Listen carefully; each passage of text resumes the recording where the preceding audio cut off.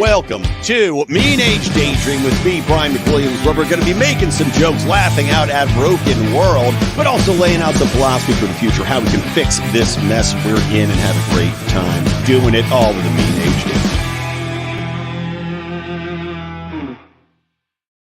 What's up, buttercups? Welcome to Mean Age Daydream with me, Brian McWilliams, your beautiful host. I apologize, a little late coming out today. Late streaming, late publishing. I don't know, I got the fucking kissing disease. Do I have mono right now? I'm so tired. So tired. Maybe I'm just tired of the bullshit, right?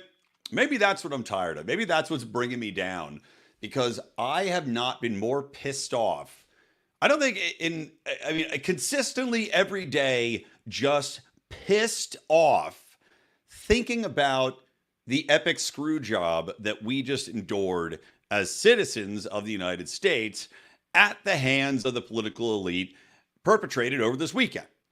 Now, if you don't know what happened, I presume a lot of you do. I mean, it's Wednesday after all, and this royal, as I said in the title of this episode, the epic shitting in the mouths of every man, woman, child, unborn, future, leftist, aborted fetus that is in this nation got their mouths filled to the brim with feces by the members of Congress, by the deep state that either pressured them or didn't, by Ukrainian special interest groups, by the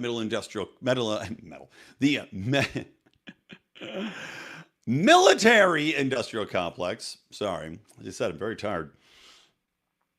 I mean, they wrapped all of this up in one nice little bow of fuck you to the American population.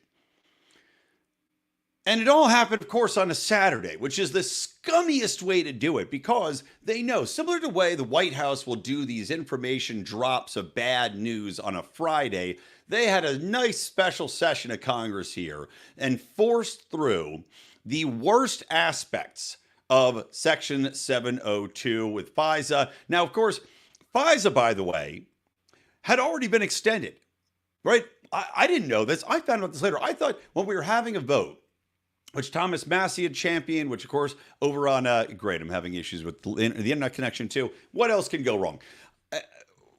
Thomas Massie obviously had taken a stand and said, look, this Section 702, we got to amend it, right? Others, Ron Wyden had standed up, said we have to amend this. We have to fight back against what's happening with this absolutely unconstitutional program that is, hold on, you know what, let me see if I can turn on the old hardwire here too, because for whatever reason, I'm having issues here. Then I'll continue my wonderful rant here. But this section, 702, it had already been extended. Despite all the hoopla, right, about amending it, which was vital. This was to protect us, to put in provisions where you had to have a warrant, to put in provisions that would stop this extension, which is what just got extended on Saturday, of the definition of what is or is not an electronic communication that is now accessible, that is now subpoenaable by the secret courts, by the surveillance state, which of course has no protections put in place for everyday citizens anymore. So this had already been extended. It already was extended for an entire year, not by virtue of a vote in Congress, but because a secret court had already said that FISA gets another year. Why did they do this? Oh, they said that they had to extend it. The same secretive, evil courts that rubber stamped every single, atrocity perpetrated against the American population, that had, the 99.8% approval rate. And on top of all they have 278,000 counts of warrantless spying on American citizens. That same court decided that we couldn't have a gap in our surveillance operations, in our data collections. We couldn't have a gap in that. And that gap would come by virtue of having a vote. We can't allow the public to have a vote. We can't allow Congress to have a vote on this unconstitutional surveillance. No. We're going to go ahead as the court and extend this for an entire year. And that's what happened. So this vote that happened on Saturday right? One of many things I want to talk about today. This vote, what it did was cement now into Section 702 a redefinition of electronic communications. This extended this from, the data collection of what might be your specific Google search history, the data collection of your telecommunications, the data collection of your text messages, into a brand new realm as redefining things like routers as now electronic communications devices, meaning that you, if you're a coffee house, if you're a internet cafe, if you're an ISP, whatever it might be, you now are under the auspices of the spy state. The massive, ever-expanding spy state, which goes from the NSA to the CIA to the FBI to the God knows, to the ATF to the FDA, I'm sure. I'm sure the FDA has got some fingers in that we want all your data pie. And the pieces of human trash that traipse about the walls or the halls of Congress, these pieces of fucking shit voted, overwhelmingly to adopt not only these new everyone's a spy, everyone's a spy, because everybody is. They've turned everybody into a spy. They've turned every communication aspect into a spying apparatus for the government. So they vote overwhelmingly not only for this, but also managed to shoehorn in new billions for Ukraine, new billions for Israel, new billions for helping the Pacific with Taiwan, and a TikTok ban. Now, I, in general, of course, am against the government forcing any privately owned company, whether that is owned by companies in China, and frankly, I don't give a flying fuck if it's owned by companies in China or not. I don't give a damn. You know why? Because people are opting in to use it. If the Communist Party has an app that they release, and by the way, tell me in the comments if this shit's breaking up like crazy, because it's really driving me nuts. It's giving me the signal. My router's literally next to my fucking computer right now, and it's saying that my connection is unstable, which is always present. If the CCP puts out an app, and I seek that app out to download it, to post pictures of myself doing dances in a lavatory and looking like a jerk off, or makeup tutorials, because as you can see, I'm a man flush with makeup tips. This isn't even a real beard. Did you know that? It's all makeup. It's all magic. If I opt to install that on my fucking phone, the government has no say in that. If I want to give the information to the CCP based on my personal preference as an individual who can make their own choices, that is up to me. It's not up to a bunch of cocksuckers in government who are getting paid money. God knows where the money's coming from to get them, to pressure this. I'll tell you a few places. Number one, Ukraine and the lobbyists there is definitely one reason. You know how I know that? Because some dumb bitch who was in Congress made a whole presentation about the evils of TikTok. And much to the shock and awe of any thinking individual, this woman put up a big piece of cardboard, which, by the way, fell down during her presentation, which was hilarious. Big cutout showing that Instagram had 790% more pro-Ukrainian hashtags than that on TikTok. Stop and think about that. A member of Congress, as a reason to ban the ownership of TikTok by the Chinese, to force them to sell to companies in the United States, right? Or ban the usage of it here. Her argument, one of several absolutely buttfuck retarded arguments she made during this speech, her argument was that we had to do this because Instagram has so many more pro-Ukrainian hashtags than TikTok. Guys, is it just me? Or does that seem to be an indication of freedom of speech? I don't know if they're suppressing the pro-Ukrainian TikTok tags on TikTok. I don't think she knows that, does she? No, this is all conjecture. This is all horseshit. But I'll tell you what it clearly lays out is that the money, the interests of the military-industrial complex, the interests of the elites that have shit in our mouths that are running this company, they like Instagram because Instagram plays ball. Because Instagram, this is what she won't tell you, will work to promote the pro-Ukrainian hashtags at behest of the government, while TikTok will not. TikTok also appeals to a much younger demographic, doesn't it? Yes, a thinking demographic that hasn't been fed mainstream media bullshit because they don't imbibe mainstream media bullshit. They don't use Facebook, which we know is at all times on their knees, mouths agape, waiting for Big Papa government to deep throat them. We know that Instagram is owned by Facebook. Do you see the pieces falling into place here? Why they want to get rid of TikTok, why this is happening. Fucking dumb bitch, sewing a sign about hashtags for Ukraine. And in the meantime, of course, we're shipping off more billions of dollars to a war that is unwinnable. And my God, did I have a fun conversation this past weekend at a one-year-old's birthday party with a very nice super lefty individual who told me to my face that I needed to check my sources because I told him that the money being sent was in fact money that would go to Ukraine. Zelensky's third castle should tell you that.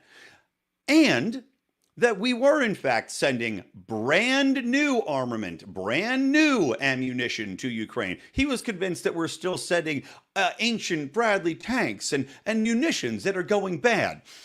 No, dipshit. We have an ammunition shortage in America, as they do in Europe, because we've sent all of the munitions to Ukraine. These are reportable facts that you can find even in your left-leaning crap sources like AP and Reuters and any other quote-unquote reliable source. But this guy's trying to tell me that I don't know what I'm talking about and that these Ukrainians are happy to die to the last man. It's a sickness. It's deplorable. That's an appropriate use of the word deplorable, Hillary. What's deplorable is continuing to fund the absolute eradication of an entire generation in Ukraine, which we will then end up paying for. We'll be rebuilding Ukraine. We will be on the hook for all of this. We continue to ship billions of dollars. And then these assholes can't understand how people can coordinate. Like the Libertarian Party tweeted out a example of saying, sending billions to Ukraine, and then how people here, how dare we be angry about prices going up? And some jerk off was like, how does sending money to Ukraine equate to higher prices here, you idiot? Very simply through the matters of inflation, very simply to the fact that, remember when everybody was talking about how Russia invading Ukraine was going to drive up energy prices and drive up food prices? Yeah. Yup. They don't want to talk about that now. They don't want to tell you that now, right? Because we want to keep sending them fucking billions of dollars. But the fact remains that yes, food did come from Ukraine in large quantities. Fertilizer, wheat, various other forms of grain, probably soybeans, the energy that people get from Russia that we're now boycotting because you goddamn can't have cheap energy, not when Russia's on the move. Like I was saying, it's hard to find a bigger omnibus bill that was a more pronounced middle finger to every American other than the brainwashed few MSNBC, Rachel Maddow's giant clit gargling morons that inhabit this world. But I think that they are shrinking. Actually, I know that they are shrinking. That's why they have to get rid of TikTok. But I'll tell you what. Before I move on to the next topic, I'll tell you what was a big red pill, but a white pill. I was just at a trade conference, right? I do public relations for a living. You guys know this. I'm at a technology-centric trade conference, and I'm talking to some clients of mine. who are over in Barcelona, if you want to say it right, in Barcelona, and also Portugal, which reminds me, I need to email my friend from Portugal I made. My friend from Portugal, as we're having this conversation here, and this is before I haven't spoken politics with these guys, but we're getting into our cups. It's a happy hour at the booth. And I'm not going to tell you the name of the company, but technology company, international. So we're having a happy hour at the booth, and I'm imbibing several beers, and we start to talk about politics. We start to get into what's going on with immigration. We talk about the attack on culture that's happening. We talk about how the government is attacking people's culture and attacking the immigration, attacking unity. And they agree with everything I agree with. This is unsolicited, by the way. I'm not the one throwing this out there because, I'm usually the minority, especially when it comes to Europeans. I feel like I'm definitely going to be the minority in this situation as a libertarian. But no, it turns out that both of these guys, one who lives in Spain, one who lives in Portugal, are in 100% agree with me. They're 100% in agreement with how the money's being spent. They're 100% in agreement with the attacks on culture. They're 100% in agreement with the critical thinking is under attack. The educational system is collapsing. And then I find out, as a cherry on top, when I finally reveal, yes, I am a libertarian, that my friend from Portugal, he goes, "You're not going to believe this." And he pulls out a picture of his license plate on his car, which reads, "Who is John Galt?" These are people that are international. Because libertarianism, this concept of free thought, free markets, and freedom from the globalist instincts towards mass immigration, the government targeting of separating us, of attacking culture. Because as I've said before, what we are in here is a battle for reality, for truth, and culture.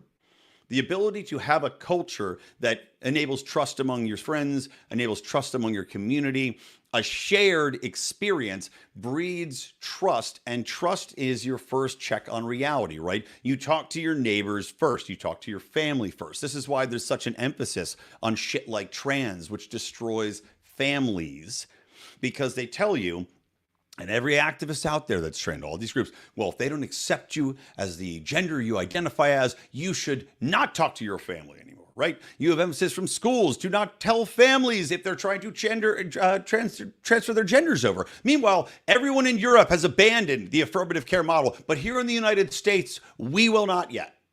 Why? Because it's very useful, isn't it? It's very useful for a collapsing empire to continue to break up its families, to break up its people, to allow them to fight amongst themselves as they rape and pillage us. It'll change because it's impossible for it not to change. And we've already seen that. That movement started. But you still have the Bidens out there continuously talking about the day of trans awareness, and you still have all this other shit. Meanwhile, the Cass report out of the UK is absolutely decimating every argument that can be made for affirmative care, every argument that can be made for giving young children hormones. I mean, I'm trying to think what country just banned hormone therapy very recently. I mean, this was in the past week, but it just banned it. It was refreshing to see that on a global scale, people are waking up to this. I will reiterate, 2024 is going to be a year of change. It's going to be a fantastic year of change. And that's going to come along with the Libertarian Party, guys. Don't lose faith in what we're doing at the Libertarian Party. Don't lose faith. In fact, you should be very excited for what's happening. All right, now let me talk about something real quick too, because I went over to, as you know, I saw a tweet from the Libertarian Party account. There was something I had to call out here. Now, it was Earth Day. Happy post-Earth Day. Earth Day was what, Monday? I mean, who gives a fuck? But I tweeted this out. And this is on Earth Day. Number one, I pointed out that Earth Day has been co-opted, right? It went from being able to plant a tree, right? It was very localized. Earth Day was very localized. You and your community did something. You go out to pick up some trash on the highway. You go to a local park, right? You clean something up. You plant a tree. Wonderful stuff. It went from that to now you're not allowed to drive on weekends. We're going to be able to shut your car off. You're going to have CBA. We're going to have the central bank digital currencies. And we're going to shut off your ability to buy gasoline. That's where we went. From where it started to where it went. Shows you the ability for government to co-opt this nonsense. But I tweeted this out from the Libertarian Party in response to Joe Biden, because this is a propaganda switch like I have never fucking seen in my life. Joe Biden says on April 22nd, in March of 1933, when President Roosevelt outlined the Civilian Conservation Corps, he said, more important than the material gains will be the moral and spiritual value of such work. That's true of our climate fight, Joe Biden says. Now, those of you out there, apply your critical thinking skills. What are we actually getting out of this statement, right? What does that mean? Climate fight, more important than the material gains, will be the moral and spiritual value of the work. This is the pivot. Now, number one, it betrays the truth of what the climate movement is, which is it is a cult, it is a religion. You're seeing it right here. They're making the move away from material gains. Material gains would be what when we're talking about climate? Material gains would mean the Earth's temperature somehow recedes back, even though we've had a break in global warming for the past some 20 years. Even though, as I've mentioned many times, I'm having one of the coldest weather, coldest California winters and rainiest I've ever had in my 20 years. It's still freezing. They have zero evidence that any of this nonsense, any of this humanity-crushing bullshit is doing anything. And this is what I had responded to this with the Libertarian account. I highly encourage you to go retweet it. I said, can you see the propaganda change here? Because there are no material gains they can point to, nor evidence that the humanity-penalizing exercises have accomplished anything. Now it's about the spiritual value of the fight. That is the change, my friends. There is no value to what they are providing here other than value in payouts to the elites, to Al Gore and his carbon credit scam. I talked about a couple episodes ago how Australia sells carbon credits. There's nothing being planted to sell. There are acres of wasteland that were supposed to have trees. They have no trees. They are decimating forests in order to build failed wind farms that then end up being crunched, just fiberglass coffins laid out that they ripped out forests for. There are no gains nor evidence, material or otherwise, these people can point to after we've been doing this for the past 60 fucking years. I challenge any scientist out there to give me any indicator that things have changed. They cannot. Yet they'll double down on the fact that we have to stop eating meat, right? We got to eat the bugs. They'll double down on the fact that we have to stop using fossil fuels. We have to double down on the fact that we have to stop having children, right? Who would bring a child into this world? Not ugly, not ugly trans people who have sacrificed their ability to reproduce on the altar of their parents and affirmative care having abused them when they were young. Because, guy, it's now about the moral and spiritual battle. This is a cult. This is a religion. And in truth, I mean, it ties into what I've been saying about what I'm trying to do with the Liberty Movement, guys. You need to have something that people can believe in that goes beyond what's in front of your face. You have to believe in a greater goal, that being freedom, that being liberty, that being the beautiful future. These people want to convince their ilk that despite the fact that we have nothing to show for the climate war, other than human misery, other than declines in civilization's ability to achieve, to grow, to get cleaner, by the way, because you need to go through the coal period, you need to go through fossil fuel period if you want to get to the period where you can have a clean environment. Despite the fact that we are penalizing growing nations for something that we've already benefited off of, Remember, that's all justified because spiritually, we're all going to that great green heaven in the future. Truly magnificent, isn't it? Truly magnificent. Okay, so there's that. The other thing I want to talk about while we're talking about government gaslighting, we are talking about X as really, I think, a platform that can't be understated as to its importance at this given time, right? When we come to a crux, they're talking about banning TikTok. Why? Because TikTok is something that they cannot control effectively. That's why they want to ban it. X is coming under similar scrutiny in places like Australia. Australia is trying to attack X. And we already saw this, by the way. I told you about Brazil, who is suing. They're trying to fine Elon Musk today because Elon Musk is permitting people to talk on its platform when the President Lula, the socialist dictator, and his Supreme Court, which is taking blatantly illegal actions in order to silence critics and have them demand that they be removed from X, which X is telling them to eat their dick. You're now seeing Australia take a similar tactic. Australia, which of course had literal concentration camps during the COVID pandemic.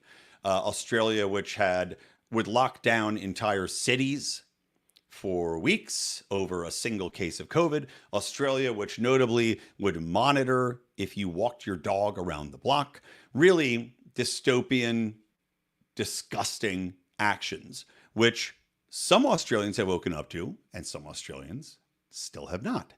Namely, the Prime Minister, who of course went on record attacking Elon Musk because Elon Musk refused to capitulate during COVID and now refuses to capitulate over a recent stabbing that happened of a bishop. Now, I can understand why people say, well, we don't want to show violence all the time because violence begets violence, right? Well, yes and no. Just like with TikTok, you opt in to a platform.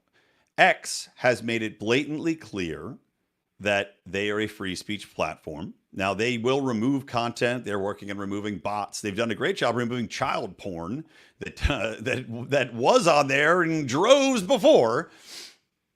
But especially when you have a real-time platform, you are going to have the possibility of violence being posted. I saw the video of the psychopath that lit himself on fire outside of the Trump trial. I saw 15 different angles of that in real time. And you know what? I'm glad I did. It was horrific to see. I'm glad I saw it because I don't want to have the government or the mainstream media feed me a version of that event, especially with the massive amount of distrust I have for the mainstream media or the government, who could easily paint this person as a pro-Trump protester. And I think he was, to be honest, I didn't even know what he was. I know he was a communist, and I know he was a fucking nut. But I don't trust the government nor the media to give me any sort of honest truth when it comes to this type of thing. The same thing applies here in Australia, where they're complaining because video of this attack, this stabbing, was shared. And they demanded it be taken down because it's violence. Now, if that's taken down, that gives you, again, the police department, which the chief of police in New South Wales, I think is where this happened, had said, well, we are the only source of information on this topic, and you shouldn't believe what you read on the internet. The police want you to know that they are the only source of information and that anything else is disinformation or misinformation. Don't believe your lying eyes, folks. Only believe the police narrative. So let's see what the Prime Minister had said. He's saying that Twitter had shared what was a senseless act of violence, but it's also the pain of many people that has been exacerbated by what occurred on social media. The broadcasting of violent images that have no place. Social media has a social responsibility, and in addition to that, of course, we know that some of the misinformation, including naming some innocent bloke as the perpetrator, is just extraordinary, and that occurred and that was replicated. Now, I'll agree, I'm not for naming random people as perpetrators of anything. At the same time, It's not like mainstream media hasn't done this. It's not like the government hasn't done this. And it's not like the mainstream media and government hasn't also doxed people. Mistakes will be made. But unlike when social media will make a mistake, that is usually quickly rectified, by the way, and especially good job on X for having their community notes, that mistake is rectified fairly quickly. Whereas, as you'll see very soon, the government, when it makes a mistake, never rectifies it, never apologizes, and in fact, just simply wants to brush it over, erase the history, didn't happen, 1984 style, similar to the mainstream media. Mainstream media was taken to task most recently by Yuri Berliner, of course, formerly of NPR, now fired because he dared to speak up against the bias in the company and the fact that in numerous occasions they did not in any way, shape, or form correct a mistake, be it with Russiagate, be it with COVID, be it with any number of lies that were told. Oh, the Hunter Biden laptop, that's another good one. Lies that they were telling the population, and which were never corrected. Intentionally never corrected. So he goes on to say that they called the E-Safety Commissioner of Australia. X decided they would not listen to the calls to take this stand. We know, and this is what the Australian PM says now, we know, I think overwhelmingly, Australians want misinformation and disinformation to stop. This isn't about freedom of expression. It's about the dangerous implications that can occur when things that are simply not true, that everyone knows is not true, are replicated and weaponized in order to cause division, and in this case, to promote negative statements and potentially to just inflame what was a different situation. Social media has a social responsibility. Every single time these assholes say something like this, they are speaking they're essentially speaking their confession. This is confession. This fucker should be on his knees in a priest booth with a priest jerking off next to him in that little slidey magoo thing that's there, right? This guy should be on his knees counting rosary beads because this is a confession of exactly what government does. The government is divisive. The government has spread more misinformation, more disinformation, and frankly created the phrase in order to lie to the public. Australia lied to the public repeatedly about COVID. Australia jailed people, put them in camps, take them away from their families about COVID. And has that been corrected? Of course not. Was that divisive? You bet your fucking ass it was divisive.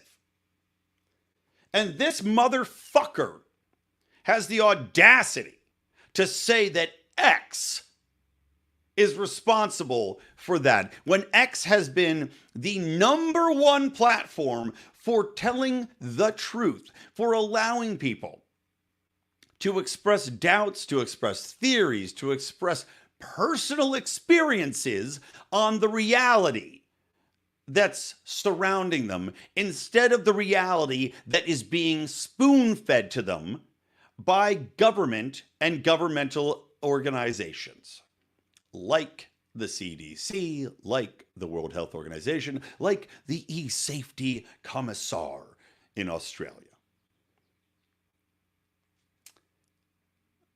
They're saying the quiet part out loud. And the fact that they continue to double down on this, I've asked this before, whether or not these people are so willfully fucking stupid that they don't get it. Or if they just know that so many people out there are so stupid on their own that all they have to do is repeat it. As we've seen with mainstream media coverage, the repetitiveness of phraseology, the passing down of very specific and repetitive phrases to the media has been effective. But again, that's why they want X taken off. That's why they want TikTok removed, so that they have control of the media and where these phrases are repeated. Okay. I think that's about it. I thought there was one more thing I wanted to talk about today, but I really can't. Trump's trial, that's going on. I don't know, man. Oh, by the way, fuck Donald Trump. Fuck Donald Trump. Donald Trump also was complicit in this vote that pushed money through to Ukraine. He took credit for it. He said he had a meeting with Johnson, that he's doing a great job. Fuck Donald Trump.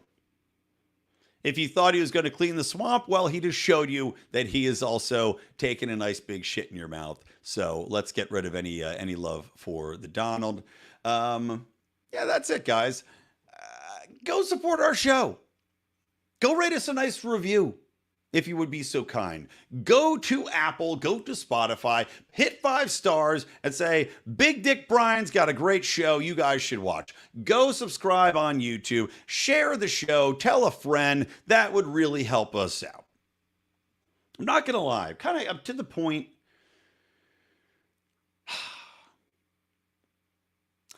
Just do me a favor. Like the show. If you want to support us on Patreon, patreon.com/Lions of Liberty, lionsofliberty.locals.com. Be good to see the love, guys, because I don't know. I'm questioning a lot of my time.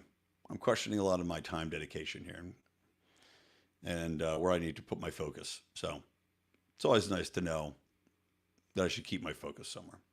All right, that's it. From me. From the Lions of Liberty Network and from, of course, Mean Age Daydream. Keep those electric eyes on me, babe. Keep your mouth closed so that they can't shit into it. And keep that ray gun to my head. Talk to you later.